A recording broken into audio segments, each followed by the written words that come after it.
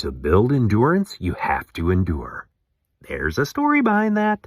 This is your daily message from Chad number 950 to upgrade your mental game today by telling yourself a better story. Because the most important story you hear is the story you tell yourself. If you've not followed or subscribed yet, please do. This message is dedicated to Conan Clay Whitaker on his birthday. Happy birthday, Scooby. Here's the upgrade. You feel in the moment, but upgraded thinking feels the future. Here's the story. Teddy Atlas is a well-known boxing trainer and commentator who published his autobiography in 2006 titled Atlas. From the streets to the ring, a son's struggle to become a man. Despite being raised in an upper-middle-class home, his dad was a doctor and his mom a model and contestant in the Miss America pageant. He became a delinquent and served time on Rikers Island.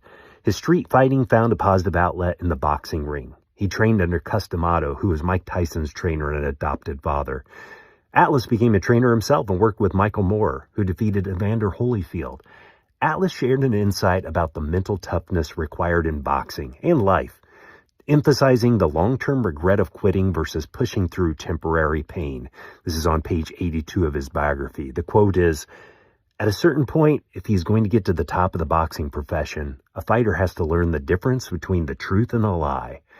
A lie is thinking that submission is an acceptable option. The truth is that if you give up, afterward you realize that any of those punches you thought you couldn't deal with, or those rough moments you didn't think you could make it through, were just moments.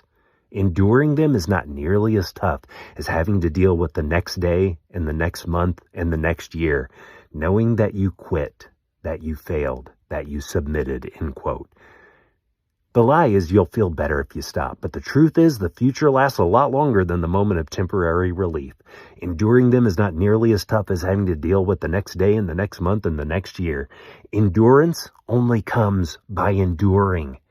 Jerry Rice, the Hall of Fame wide receiver for the 49ers, had a brutal training regimen of a continuous 2.5-mile timed run up a steep hill near his home. He did this every day, even in the off-season. His best time was around 15 minutes.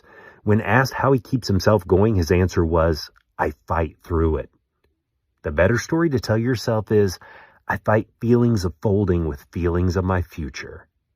Jim Rohn said, "On more than one occasion, we must all suffer from one of two pains, the pain of discipline or the pain of regret. The difference is discipline weighs ounces, while regret weighs tons." Sonia Lyubomirsky, in her book The How of Happiness, writes, "One of the most scientifically robust ways to boost optimism is the best possible selves exercise. You imagine yourself 1, 5, 10 or more years from now. You picture your hard work and achievement. You hear yourself explain the sacrifices made and guidance you provide. If you met the future you, what guidance would be provided for what you're going through right now? The future you wants your best for you.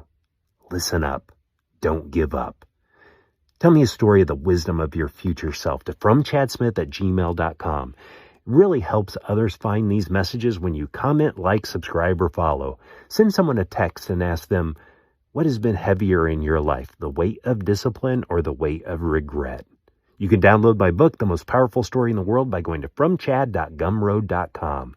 The transcript of this message and hundreds of others are always available at www.fromchad.com.